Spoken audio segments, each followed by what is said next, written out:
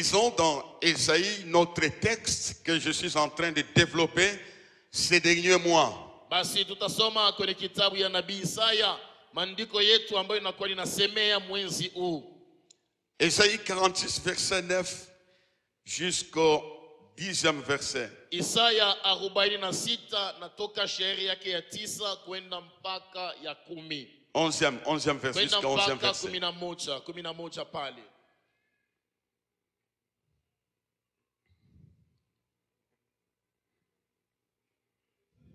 Chapitre 46 du 9 au 11e verset, nous lisons pour la gloire de Jésus. Souvenez-vous de ce qui s'est passé depuis le temps ancien, car je suis Dieu et il n'y en a point d'autre. Tu reprends. Dieu. J'aimerais que nous puissions appuyer ces paroles par un amen. Quand Dieu se vante que je suis Dieu, il n'y en a point d'autre.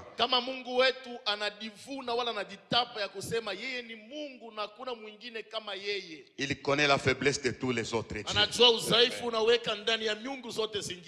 Nous reprenons. Souvenez-vous de ce qui s'est passé dès les temps anciens, car je suis Dieu et il n'y en a point d'autre. Je suis Dieu et nul n'est semblable à moi. J'annonce dès le commencement ce qui doit arriver et longtemps d'avance ce qui n'est pas encore accompli. J'ai dit, mes arrêts subsisteront et j'exécuterai toute ma volonté. C'est moi qui appelle de l'Orient un oiseau de proie, d'une terre lointaine un homme pour accomplir mes desseins. Amen. Je l'ai dit et je le réaliserai. Amen. Je l'ai conçu et je l'exécuterai. Nous acclamons la parole du Seigneur. Tashangilia neno la Bwana, tashangilia vizuri. Ce sont des paroles qui me donnent de l'espérance. Ce sont des paroles qui te donnent de l'espérance. De la destinée, Dieu a accompli sa volonté. Écoutez, frères et sœurs, il y a deux sortes de destinées. Il y a la destinée des choses temporaires. Et il y a la destinée éternelle. À l'heure actuelle, beaucoup d'églises, surtout en Afrique, parlent que de la destinée. Bien sûr, je vais en parler longuement. La destinée éternelle, c'est tout un chapitre, j'en parlerai, mais je fais un point. Makanisa mingi kwetu Afrika inasemea kabisa, nitarudilia pale, inasemea kabisa ajili ya matengenezo ya milele. Et puis, les fidèles ne sont pas enseignés sur la destinée éternelle. Na waaminifu nao kabisa nao awafundishe njia ya matengenezo ya milele. Il y a la destinée des choses temporaires. Kuna matengenezo ya vitu kwa muda. Et le but des choses temporaires, c'est pour que ces choses servent le Seigneur. C'est pour que les hommes comprennent que Dieu est capable de combler leur cœur.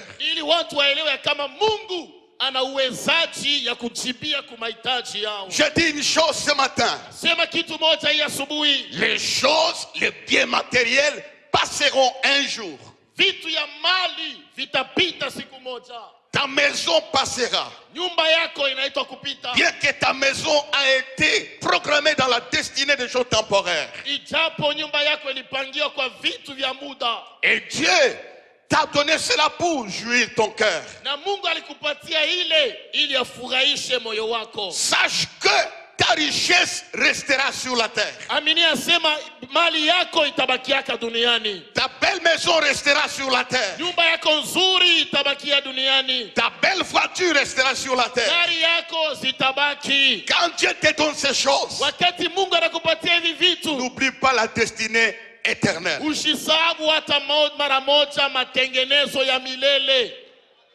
Donne-moi un amen bien. Leta amina ya uzima. Un jour, Siku moja toute ta richesse mali yako yote unao sera héritée par quelqu'un d'autre. mtu mmoja tu ataikulia. C'est pourquoi, Ni kwa maana quand tu as la bénédiction de la destinée temporaire, kwa maana wakati una baraka ya muda, cherche aussi la bénédiction des choses éternelles. tafuta tena pale baraka ya vitu ya milele. Si je parle seulement de la destinée des choses de la terre, je suis incomplet.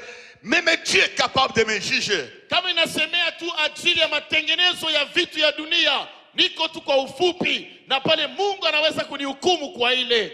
Ouvre tes yeux. Fungua macho yako, Sois convaincu aminia qu'il y a la destinée éternelle. kuna matengenezo ya milele, Là où tu recevras la couronne, penye ambao utapata taji, là où tu auras la joie éternelle. penye utakuwa na furaha ya milele. Je t'informe que tu es un voyageur. Nakwambia sema wewe ni msafiri. Tous les biens, Mali tous les zote, grands riches du monde matajiri wote wa dunia passent en wanapita laissant les biens. wakiacha mali Mais il y a yao. une chose qui ne passe pas. Kitu moja kitapita, C'est la destinée éternelle ni avec Jésus. matengenezo ya milele pamoja naye Mungu. Laisse-moi vous parler un peu de cela. Acha niambie kwanza ajili ya ile. Attachez-vous aux choses du ciel. Basi mulamatane na bintu ya mbingu, Attachez-vous aux choses célestes. lamatie kwa vitu ya mbingu, Parce qu'un jour, nous passerons sur la terre. kwani siku moja tutapita duniani. Dis à ton voisin, nous passerons un jour. Ambia jirani wako asema tutapita siku moja. Alors, il faut être équilibré. Inapasha ueneane, Tu cherches les choses temporaires unatafuta bitu ya muda et la vie na éternelle. uzima wa milele nayo. Amen. Amen. C'est une Hii parenthèse. ni mkato tu, Attache-toi à ça. lamatana na ile. Voilà, je continue avec les choses temporaires. Naendelea kusemea tena kwa vitu ya muda. La destinée est une existence cachée. Matengenezo ya maisha yako ni kitu moja kinafichwa, Des choses cachées. ni vitu vinafichwa. Est une réserve de la vie. Basi inakuwa ni akiba ya maisha. Dieu cache ta destinée. Mungu anaficha matengenezo yako. C'est pourquoi tu n'as pas raison à te décourager. Ni kwa maana hauna sheria kwa kupungukiwa. Dans les stocks de Dieu, il y a encore les programmes pour te faire du bien. Katika akiba ya Mungu mwingaliki tena kalendari ya kukufanizia bintu bizuri. Dieu a caché quelque chose. Mungu alificha kitu moja. Écoutez, frères, le texte que nous venons de lire. Sikia ndugu, maandiko ambayo tunasoma. Souvenez-vous de ce qui s'est passé dans les temps anciens, de les temps anciens. Mkumbukeni vilipita mu wakati ya zamani. Voilà, je commence. Inaanza. Dans ton passé, Mu maisha yako ya zamani, il n'y a pas eu que les échecs. amukuyeke paka kushindwa, Il n'y a pas eu que des maladies. haikuyeke paka magonjwa, Il y avait des choses. mulikuyeka vitu, Il y avait des victoires mulikuyeka maushindi que tu as eu à remporter. yenye ulipata kamo. Il y a eu des hommes Kulikuwa watu qui étaient morts mais qui sont ressuscités. balikufuaka na banafufuka bengine. Il y a eu des hommes Kulikuwa bantu qui étaient par terre qui s'étaient redressés. balikuwa babule na banaonekana kuwa kawaida. C'est pourquoi il y a une référence de victoire Kwa maana dans ton passé. kunakuwa basi maalama ya ushindi mu maisha ya zamani. La Bible dit, souvenez-vous de ce qui s'est passé. Inasema kumbukeni bia zamani. Qu'est-ce qui s'est passé? Nini lipita kaka? Quand j'entre dans l'histoire de la Bible, Wakati minaingia muhadisi ya je Biblia, vois la mer rouge ninaona bahari mwekunda comme un stop devant Israël. kama mpaka mbele ya Israeli, Et la mer rouge est ouverte par les miracles de Dieu. na bahari mwekundu ikafunguka kwa muujiza wa C'est Mungu. quelque chose qui s'était passé il y a quelques Ni siècles. mambo moja ilifanyikaka zaidi ya miaka Qui avait fait ça? Nani alifanyaka C'est ile? Dieu qui avait accompli. Ni Mungu alitimiza. Alors quand je me souviens, Na wakati par minakumbuka un bâton, kwa Dieu bakora peut ouvrir la mer rouge. Mungu anafungua bahari Ça mwekundu. s'est passé dans le passé. Ilifanyikaka ni Quand je zamani. me trouve devant la mer rouge, Kama najikuta mbali ya bahari je me mwekundu, souviens de ce qu'il a fait dans le passé. nakumbuka kile alifanyaka Il zamani. peut le répéter dans le Anaweza présent. kuyarudisha na leo tena maisha yangu. Donne-moi un amen. Leta amina buzima. Je suis venu t'informer de la part de Dieu. Dieu va répéter les miracles qui s'est passé il y a 2 siècles. Acha nikwambia sema Mungu ana uwezaji ya kurudisha miujiza ilifanyikaka kuna 2000 ya miaka nyuma. Qu'est-ce que je vois dans le passé? Nini miliona muzamani? La Bible dit, tournez-vous vers le passé. Sema simuangalieni kwa Il y zamani. avait une femme Kulikuwa kama mama qui qui ne pouvait pas accoucher selon la médecine, qui ne pouvait pas mettre au monde, mais par un miracle, il a mis au monde. C'est pourquoi toi aussi, je suis venu te dire, si dans le passé, une femme est mise au monde, dans le présent, tu mettras au monde. Pourquoi? Dieu n'est pas mort dans le passé. Dieu n'est pas resté dans le passé. Il était dans le passé. Il est dans le présent. Il sera dans le futur. Tu n'as rien à te décourager. Je me souviens un jour, alors que je voyageais, je partais dans mon village. Arrivé à Bunkeya, le camion est tombé, mais il y a quelqu'un qui était mort, qui était assis à mes côtés. Moi je suis sorti vivant. Il a fait ça dans le passé, il le fera dans le futur. Ce que Dieu a fait, il le répétera. Toi qu'on a chassé au boulot, tu travaillais dans le passé, tu avais une bonne santé dans le passé. Après un certain moment, il y avait une rupture. C'est lui qui t'avait donné le travail dans le passé. Il ne dort, il ne sommeille pas. Ce qu'il a fait, il le fera. Tout ce que tu as vu dans le passé, c'est ton voisin, c'est ton ami, c'est Dieu qui avait fait ça. Il ne fait exception de personne. Il va le répéter. Dans le passé, il n'y a pas eu que de deuil. Non, non. Il y avait eu la joie. Il y avait eu la grâce. Il y avait eu l'abondance. Et cette abondance, crois-moi, avant de mourir, comme je l'ai toujours dit, Dieu va répéter cela. Dieu va répéter cela. Dites amen. La destinée à 4 étapes. Ce n'est pas quelque chose qui se met automatiquement comme ça. Dieu va te préparer à hériter ta destinée. La première chose, c'est la promesse. Ce que Dieu a promis, Dieu est fidèle pour l'accomplir. La promesse, c'est quoi? Ce sont des paroles prophétiques individuelles liées à la vie humaine.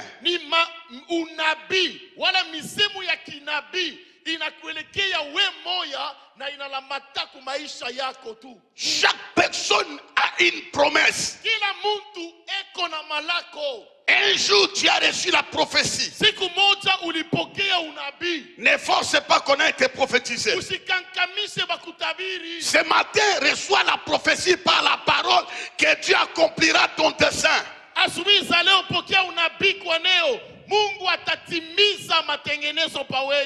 Il y a des promesses particulières ou des promesses individuelles et des promesses collectives ou générales. Vous allez voir, Dieu n'a jamais oublié quelqu'un. Il y a une promesse pour toi. Découvre les secrets, comment vivre l'accomplissement de la promesse. Lisez la Bible. Aimez la Bible. Quand je lis la Bible, je découvre une chose. Chaque enfant d'Israël avait une promesse. Avant la mort de Jacob, dans Genèse 49, il a appelé tous les 12.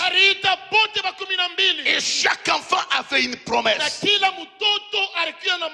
Chaque enfant avait une parole prophétique.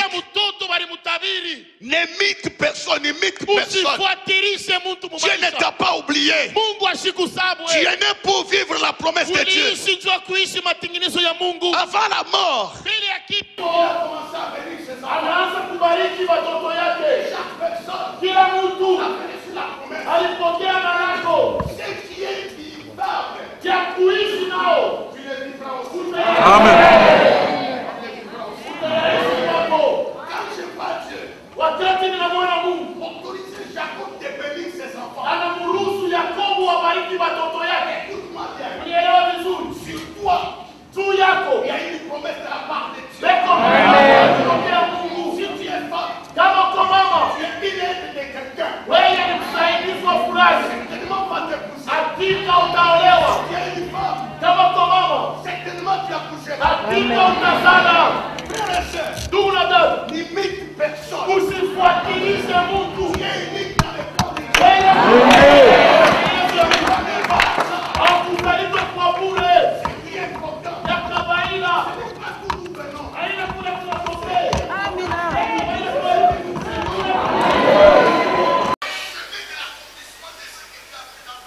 Malako inakuwa ni njia vile Mungu alitayarisha njia maisha ya kesho.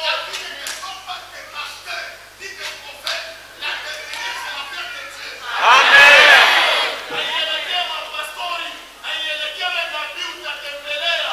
Inaelekea mipango Mungu aliwapa kwa wewe. C'est pourquoi nous sommes souvent surpris, nous les pasteurs, Ni kwa maana zaidi si mapastori tunashutukaka. de voir comment Dieu t'a béni, Kuona namna gani Mungu anakubariki. de voir comment Dieu t'a élevé. Kuona namna gani Mungu anakunyanyua. C'est-à-dire Maanaye que moi je l'élevé ou pas, miye niipende wala ce hapana. que Dieu a décidé Vile s'accomplira Mungu dans ta alibamba vie. vitatimilika maishani mwako. S'accomplira dans ta vie. Vitatimilikwa. Commence à aimer Dieu. Anza kumpenda Il a Mungu. fait quelque chose d'extraordinaire pour ton futur. Alifanya vitu ya ajabu ajili ya maisha yako ya kesho. Elles sont irrévocables. Dieu ne peut pas violer ses promesses. Nayo iko imbadirikable. Mungu asiwezi kuibia hapa bila rikulaka. Ce qu'il t'a dit, c'est ce que tu vivras. Bila rikulaka utabiishi. Et Dieu, chaque jour, il te promet dans la parole. Na kila mara Mungu eko na kuweka mutimiliki wa neno Il yake. n'y a aucun sorcier Hakuna mfuinchi hata qui a moja le pouvoir ana uwezaji de violer les promesses de Dieu. ya kuharibisha malako ya Mungu. Donne-moi un amen, un amen, un amen. Leta amina, amina, Il n'y amina. a aucun système. Hakuna matengenezo Il n'y a hata moja. aucun pays. Hakuna nchi hata moja. Même pas ton propre frère Hata ndugu ne peut yako violer la promesse de Dieu. hataweza kuharibisha matengenezo. La promesse pour toi n'a pas de frontières. Malako ya Mungu kwa maisha yako haina mpaka. On a mis Joseph en Égypte. Walimweka Yosefu kwa On Misri. l'a éloigné de Canaan. Walimpeleka mbali ya La Kanaani. promesse a traversé la Malako frontière. ilitambuka mipaka. La promesse a traversé la Haki frontière. ilitambuka mipaka. On te chassera à Lubumbashi. Yatakuandama mu Lubumbashi. Là où tu iras, tu vivras la Ulotenda promesse. utaishi malako. Il n'y a aucune frontière Hakuna qui peut mpaka arrêter la inaweza promesse. kamata haji. Joseph a vécu cela. Yosefu aliishi Ailleurs, mbali. partout où tu iras, Bali pote la promesse t'accompagnera. malako itakufuata. Partout où tu seras, Bali pote la promesse t'accompagnera. itakufuata. Même dans la tombe, Hata tu makaburi peux sortir de la tombe unawezi kutoka parce que la makaburi. promesse Kwani ahadi de la résurrection ni ufufuko va t'accompagner dans la tombe. itakusindikiza Frères et makaburi. sœurs, Ndugu na dada, réjouis-toi. furahia La promesse t'a malako déjà précédé. inaweza kukutangulia. On peut acclamer Dieu. Tunaweza shangilia Mungu.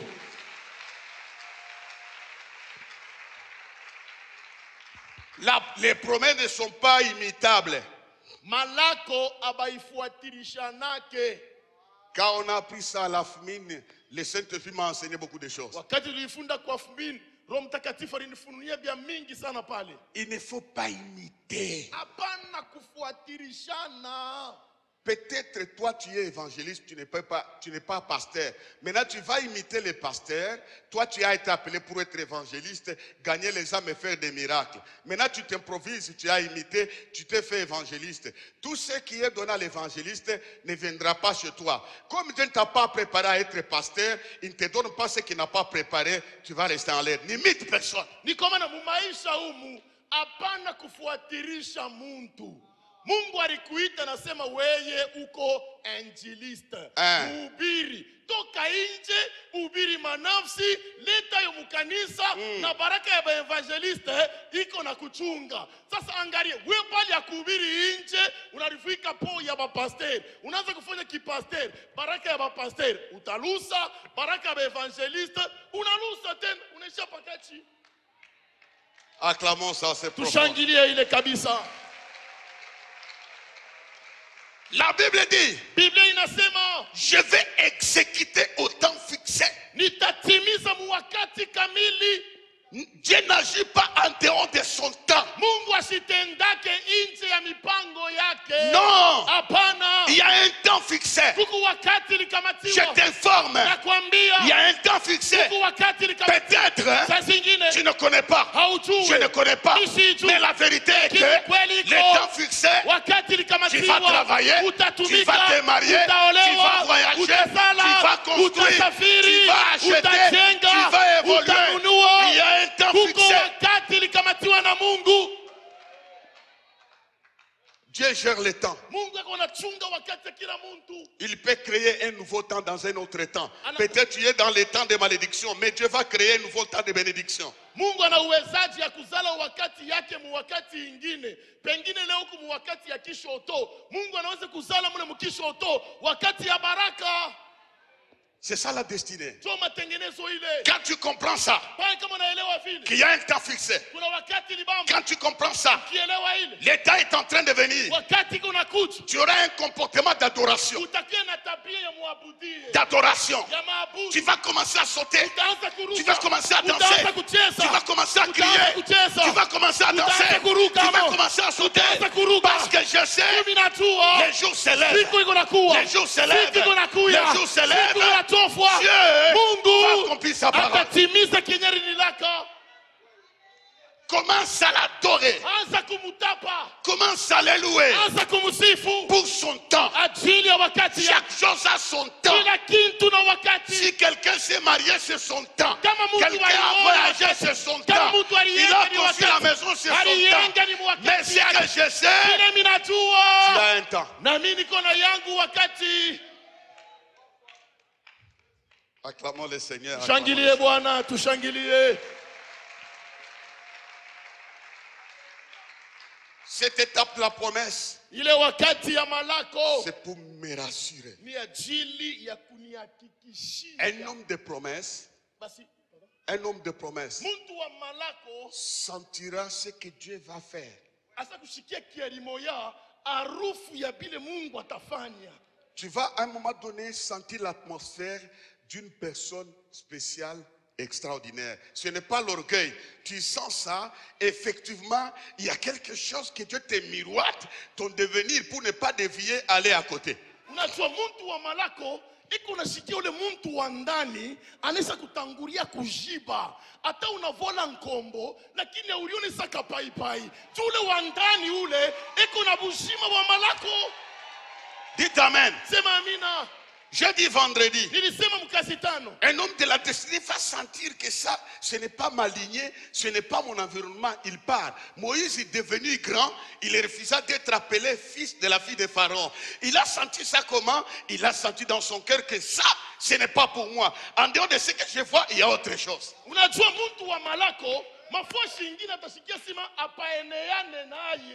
Abikamatani tuna ule muntu wa ndani. Angalia Musa kwa wakati moja hata mikate ilikuwa pameza, hata alikuwa analala paepeda, lakini ule muntu wa ndani anamwambia sema uko haina kwenu. Anakatana anasema sina mtoto wa Farao. Tu alikuwa na malako iko na jiba mule ndani. Il refusa d'être appelé le fils de Pharaon, l'enfant de la fille de Pharaon. Ce matin, refuse d'être appelé chômeur, refuse d'être appelé célibataire, refuse d'être appelé mendiant, refuse d'être appelé, refuse d'être appelé. Musa anakatala bamuite mtoto ya mwana wa Farao. Na wewe asubuhi ya leo toka mukinkurimba ya bambalaka, katala bakuite mbalaka, katala bakuite mulofwa, katala bakuite shege, katala bakuite pauvre. Tu Mungu anaweza kuweka kitu ndani. Dis amen à haute voix. Sema amina. Encore amen. Maratena amina. Tu n'es pas de la lignée de Pharaon, tu es de la lignée de Jésus-Christ. Weye hauna mukizazi ya Farao, huku muloko yake ya Yesu. Les hommes de promesse, les hommes de destinée prennent des décisions de haut risque. Prennent des décisions de haut risque. Il ne peut prendre de toute une jupe, il donne à Dieu. Il peut prendre une maison, il donne à Dieu. C'est la folie, c'est là. Moïse va quitter le palais. Il y avait plusieurs piscines. Tout le monde s'inclinait devant lui. Son identité, il était prince. Il quitte ce palais-là. Il va aller ailleurs. J'ai donné un exemple. Pour ceux-là qui n'étaient pas là, Célestin ici, il a déjà construit une maison. Ce n'est pas un secret, n'est-ce pas? J'ai vu ça, une belle maison. Maintenant, il se lève un matin. Il va voir Dieudonné Kabamba et sa belle-sœur. Dieu m'a dit de quitter mon palais. Je vais vivre dans une hutte à Kabula Meshi.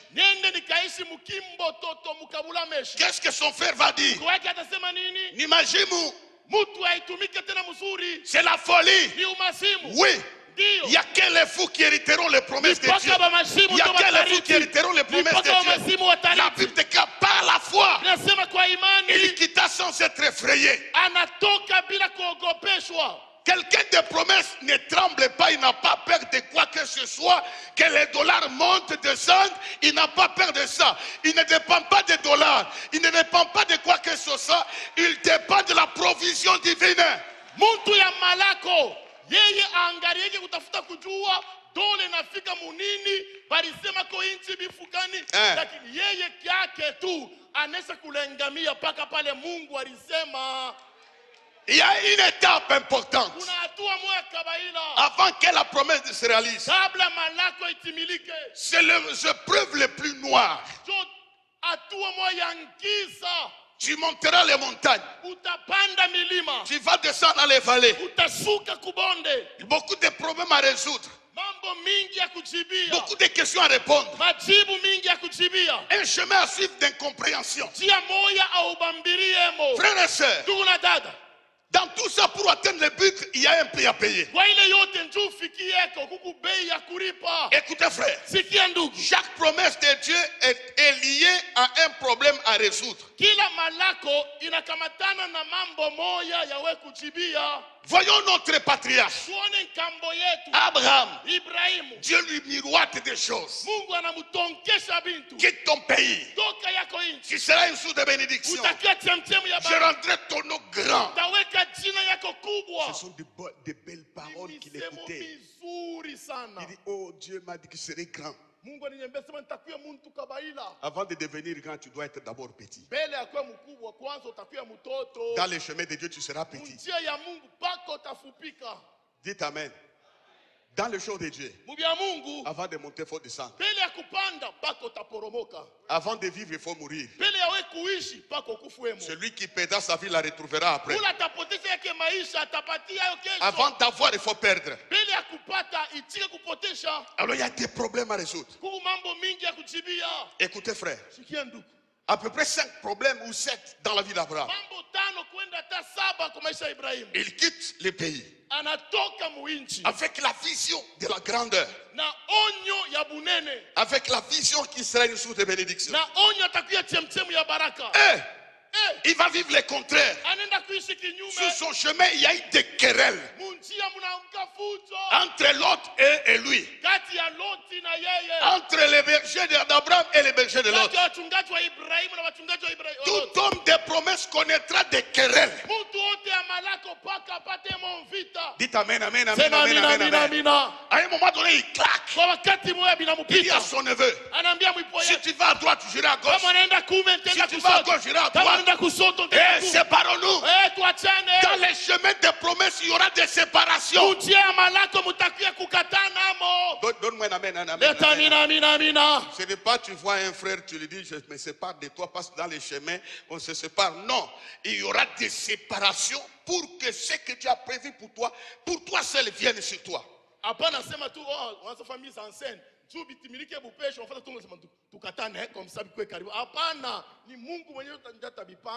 Il y a aussi des séparations du péché.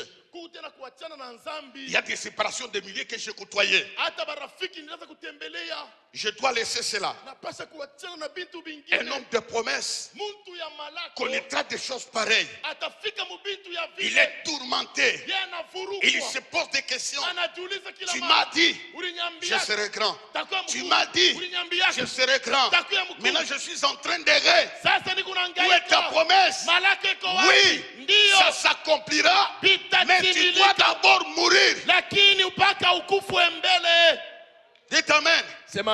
Il continue dans la voie de la destinée. Survient notre problème. La famine. Frère, tu souffriras de la faim. Tu m'as dit que tu vas me bénir. Maintenant, je mange qu'une seule fois.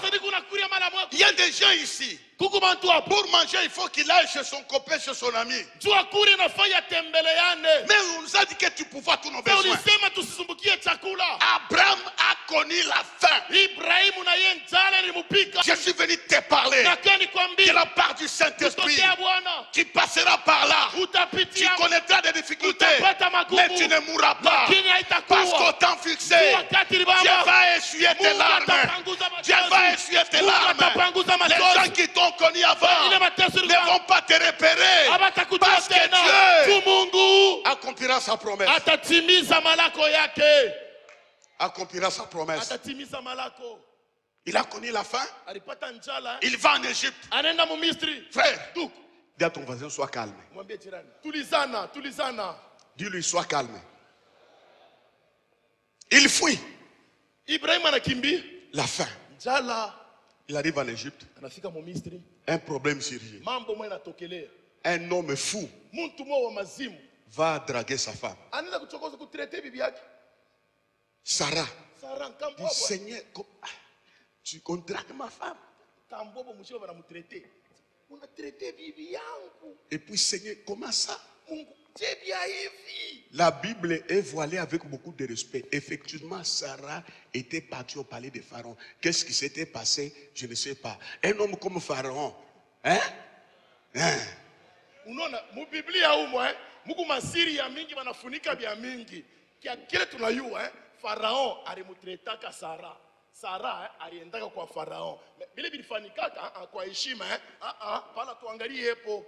Mais Dieu, je vous conseille de ne pas draguer les filles dans l'église. Elles sont de la race de Jésus. Pharaon a été frappé d'hémorroïdes. Et puis quand un frère te drague, dis-lui hémorroïde.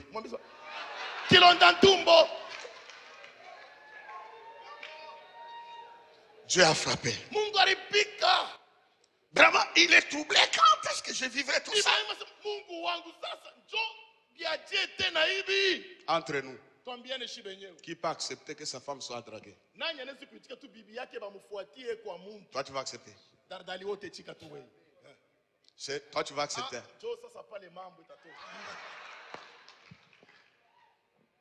Vous voyez, il y a des choses comme ça. Non seulement ça, sa femme est stérile. C'est un problème ça.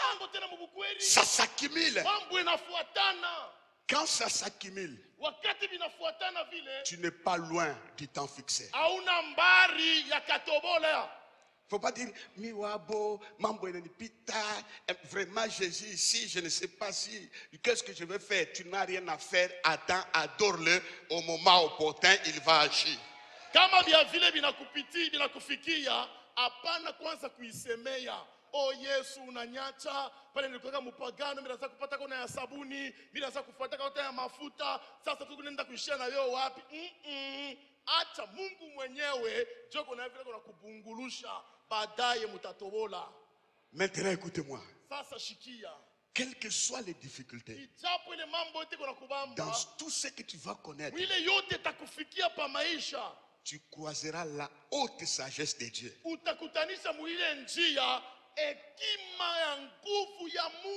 Dieu va résoudre ton problème par des voies incompréhensibles en dehors de ta voix.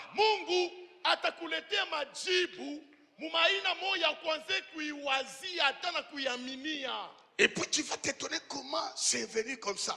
Na utaanza kujiuliza bilianza je vyenyewe. Non seulement Abraham a connu ça. Hapana tu Ibrahim alipata ile. Joseph a connu la même chose. Yosefu naye alipata ile mambo moja. Il pouvait dire, aliweza kusema, Seigneur, c'est ça la promesse. Bwana njoo malako. Il envoie même une chanson auprès de Pharaon. Hata mwenyewe kupima sukari kwa Farao. Même s'il était capitaine de prison. Hata kama basi alikuwa mfunga il était comme un chef de prison. Mais il était fatigué de demeurer là-bas.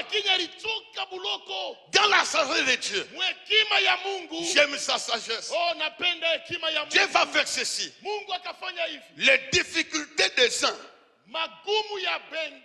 seront des moyens pour l'accomplissement de ton problème.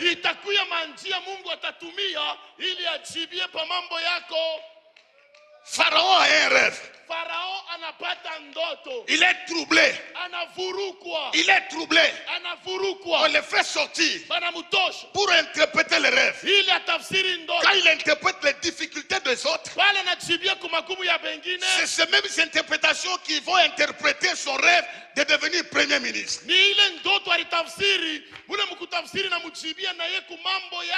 Dieu n'est pas loin. Écoute-moi bien. Un roi Nebuchadnezzar va avoir un rêve. La Bible dit son esprit était agité. Il a voulu tuer tout le monde, y compris la race royale. On appelle Daniel. À quelques mètres il fallait le tuer. La difficulté de Nebuchadnezzar était devenue l'accomplissement de la promesse de Daniel à Babylone.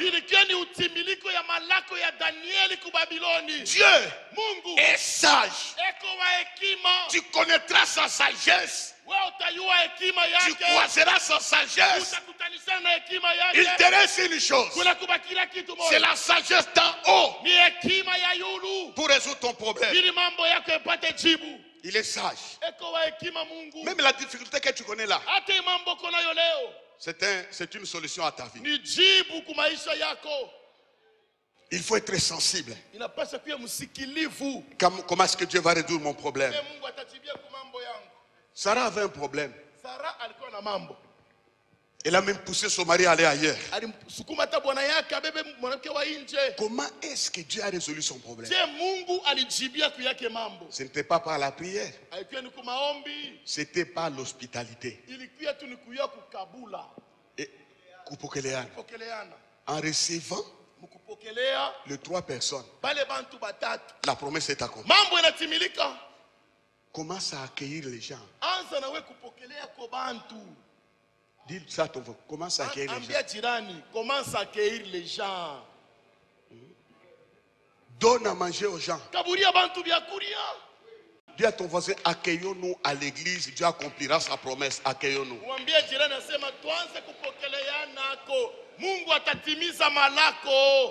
Une autre femme, la Sunamite, elle a tout. Elle a tout. Mais il manquait une chose. Dieu ne permettra pas que tu aies tout. Même là où tu es, il te manque une chose. Même moi, il me manque quelque chose. Dieu résoudra par l'hospitalité.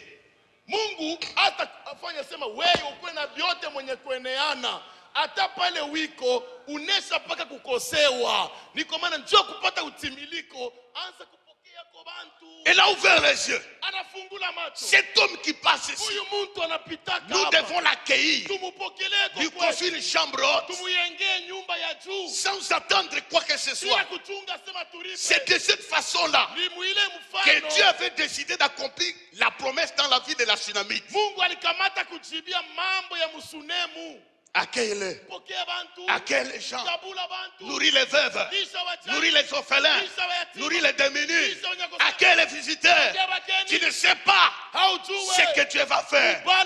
Tu as un problème que Dieu ne va pas résoudre par la prière, ni par la prédication, ni par l'adoration. Il va les résoudre par son propre moyen. On peut acclamer le Seigneur, je continue.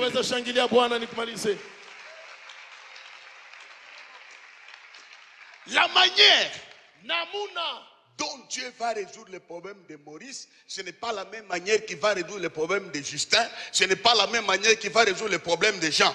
Mungu vile atamjibia mzee Maurice hapa, haina vile atamjibia mzee Justin, na haina hata vile asema na mipa yangu atapita mpaka mwile njia saa yabo. Tu apprends que quelqu'un on l'a engagé. Unasikia kama ndugu fulani analeta tendo ya shukrani, ana signé contrat durée indéterminée. Et puis comme il est gratuit et moi je suis licencié, je serai son chef. Vile mimi nilifunda kumupita, kumbi na mimi nitakuwa chef yake.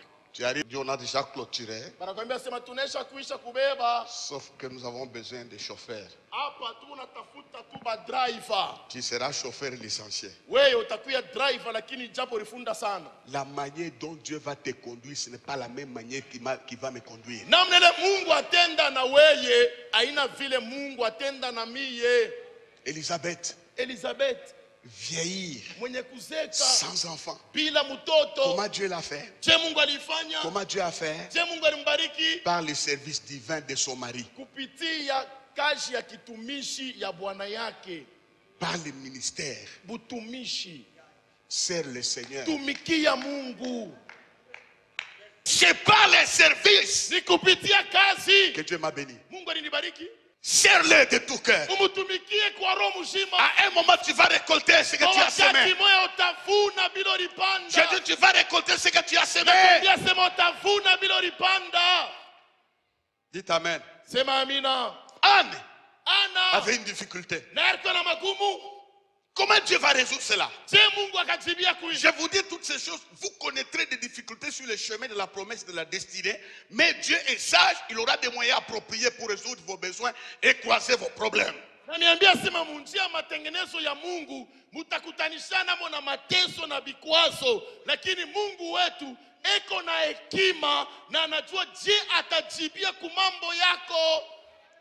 Tu as oublié. Tu dis souvent il sait comment il va faire. Anne, c'était par la prière. Elle priait. La Bible dit, quand on l'a traité d'une femme ivre, elle a dit, ne traite pas ta servante comme une femme ivre. Je suis une femme qui souffre. C'est la douleur et le chagrin de mon cœur qui me font parler jusqu'à présent. Et Dieu a résolu son problème. Dans la destinée, il y a ceux qui vont servir, ceux qui vont gêner, ceux qui vont accueillir, ceux qui vont donner, ceux qui vont faire du bien, ceux qui vont torchonner, ceux qui seront à la chaîne, ceux qui vont chanter. Dieu va calculer notre récompense. La mère de Samson, comment Dieu a résolu son problème? La grâce. La grâce. Qu'est-ce qu'elle a fait de spécial? Que la grâce te croise au cours de cette année. Je dis bien, je vais terminer. Reçois la grâce de Dieu pendant ce mois. Rebecca, comment elle a eu le mariage? Elle a servi. Un étranger. Elle a servi. C'est pourquoi quand nous serons devant le trône de Dieu, Dieu aura raison de nous tous. Et nous a donné un champ pour servir afin de nous bénir, mais nous ne voulons pas entrer dans son champ.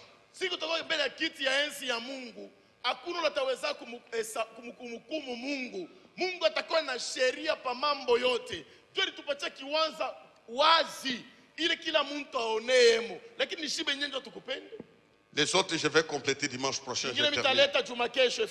Quelle est l'attitude qu'il faut prendre en attendant la promesse, en attendant l'accomplissement?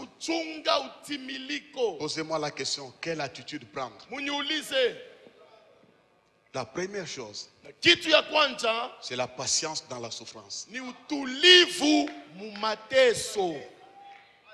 Dis à ton voisin, sois patient. Ambia jirani, turizana, turizana. La patience. Turizana, utulivu. Tous ces hommes, bantu wabote, toutes ces femmes, bamama wabote avaient patienté. Barivumiliaka. Avaient patienté. Balijua kuvumilia. Ne cours pas vite. Hapana kukimbililia. Tu vas te faire 15e femme. Batakuwa bibi wa 15 kwa wenyewe. Non. Hapana. Il y a un temps fixé. Kuku wakati libambiwa. Peut-être un homme qui n'a jamais épousé va t'épouser. Peut-être un célibataire va te prendre en mariage. Peut-être un veuf va te prendre. Peut-être quelqu'un qui est endeuillé va t'aimer. Weye hapana kukankamisha bintu. Pengine wewe oyu utapatana na célibataire âgé émancipé. Anakoa utapatana na veuf banisha kumutengeneza. Anakoa Mungu kuna bila tatengeneza pa weye. Job a patienté. Job alivumilia. Au temps fixé, Mwakati kwenye yake il a eu le double. alipata mara mbili. Joseph a patienté. Yosefu alivumilia. Au temps fixé, Mwakati kwenye il a eu le trône. alipata enzi. David a patienté. Daudi alivumilia. Au temps fixé, Mwakati il a eu la gloire. alipata utukufu. Ton attitude, tu dois patienter. Na wewe kuya mutulivu. Dis à ton voisin, patiente. Sema na jirani, Dis-lui, tu prêcheras, tu seras pasteur, pour le moment patiente. Tu seras évangéliste, pour le moment patiente. Tu voyageras, pour le moment patiente. Tu iras à Dubaï, pour le moment patiente. Tu accoucheras, pour le moment patiente. Tu construiras, pour le moment patiente, patiente, patiente. Umwambie jirani wako asema, juu ya leo mbele turizana. Hata utakuwa pasteur, lakini leo turizana. Ata batakoa, ata kumbalaka leo turizana. Ata kumulofa uyaanza kubamba leo mbele turizana. Ata banasema bene banenda ori bakia juu ya leo mbele turizana. Muwakati yako na weye batakupresentaka ukumbele huko. Yes. Pour terminer, vous les femmes mariées, vous commettez souvent des erreurs sur la conversion de vos maris. Oh oui, c'est un démon. Les démons ne se convertiront jamais. Patiente, entre en prière. Sois une femme sage, sois une femme belle, sois une femme polie. Ton mari là va se convertir un jour. Kibanda amini yake. Hata kinarudia kilevi kinatapika, we kolopa tu. Hata kinarudia 4h du matin, we fungula tu. Hata kama kinakuchambula kesho na mai, wipente, ingia mu maombi siku moja, Mungu atamubadilisha. Ton attitude hali yako endurcit le cœur de ton mari. Unafunga roho ya bwana yako. Quand il vient, tu boudes. Kama nakuya, una même pour le servir, tu jettes tes assiettes sur la table. Tu ne sais pas d'où est-ce qu'il vient. On On l'a appelé ma tomate. On l'a appelé mon beignet.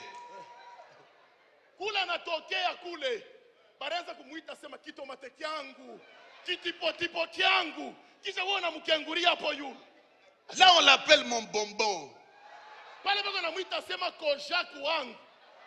Alors ça travaille dans sa tête. Tu dis, tu restes avec tes oignons ici, moi je pars.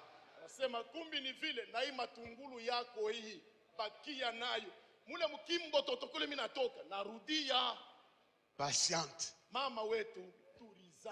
Même si tu as un mari dur, pas patiente.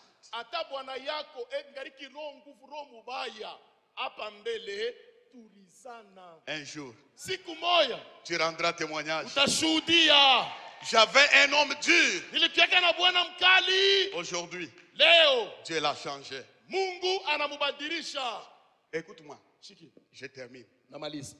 Écoute-moi. Dis, je t'écoute, pasteur. Dieu a patienté pour te changer.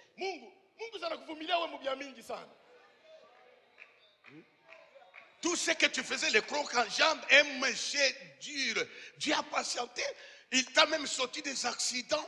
Il t'a même échappé des sida. Il t'a tellement patienté. Toi aussi patiente. Mungu huyu anakuvumilia mubia mingi sana. Polo roza kurudia 4h du matin mulevi. Anakutosha babanti munjia yako nafika. Biote polo roza kufanyaka masida Mungu anakuepusha. Paka wewe leo ndio unashindwa kuvumilia. C'est pourquoi avant de devenir pasteur, il faut avoir un cœur patient. Ni kwa maana mbele kwa mtumishi pasteur inapaswa kuwa na roho ya kuvumilia, roho munene. Moi je supporte mimi navumiliaka un jour siku moja un garçon avec qui on a évolué il y a 30 ans. Kiana mwa tulitembea naye kuna miaka 13. Il m'a dit, je suis venu te dire ce que j'ai fait. Anasema nakuwa kukuambia kwa vile nilifanya. J'étais avec telle fille là. Nilikuwa na dada mwa fulani. Vraiment, ça me fait mal au cœur. Binaniuma sana. Et puis le comité était au courant. Na kisha benye batumishi balijua ile mambo. J'ai dit, ok. Anasema ndio. À cette époque, on était jeunes. Hein. Kwa ile wakati tulikuwa biana Mais quelque chose me dit. Sasa niambia nini? Quelque chose me dit. Kitu mwa kinaniambia Ne les surprends pas. Hapana kumstosha. Laisse-les chanter. Umwache tu aimbe. Les gens étaient fâchés. Bantu balishirikaka. Oh, tu as accepté les péchés. Wewe unaitika nzambi, njoo batatufunga kanisa hapa. À la fin du culte, kumwisho ya ibada, il avait pleuré amèrement. Aliliaka zaidi. Tu m'as montré l'amour. Unanionesha mapendo. Tu m'as patienté. Unanivumilia. Aujourd'hui, leo c'est un grand homme de Dieu. Ni mtumishi munene wa Mungu. Si j'avais cassé, kama nilikata kabyo, mais aujourd'hui si tu le fais, je te suspends. Lakini wewe ukipima leo nitakufukusha. Parce que là c'était une direction. Ile ilikuwa ni mambo mengine, watu wengine. Ça c'était autre chose. Ile ilikuwa ni watu wengine. Même à l'égard de tes enfants patientes. Hata kumbele ya batoto yako, yuwa kubavumilia. Dans la destinée divine. Katika matengenezo ya Mungu, patiente. Vumilia. D'ailleurs ton mari là bwana yako ule bwana sera un grand homme de Dieu, il va même te dépasser. Atakuwa mtumishi munene, atakupita na kukupita wewe. Tu vas même commencer à dire wewe pas kwenda kwa makanisa, hein? Il sera à l'église à tout moment. Wewe utaanza na kumsema sema mimi ni ya miaka mbele yako. Mimi ndio naweza kuambia tena mkanisa leo angalia kama mtumishi. Je termine en disant. Namaliza mkusema il a décidé alikamata mpango d'exécuter sa promesse dans ta vie. Ya kutimiza malako yake. Il va le faire. Ataifanya. Comme il va le faire. Vile ataifanya. Veuillez vous lever, nous acclamons. Simameni tushangilie wetu Bwana.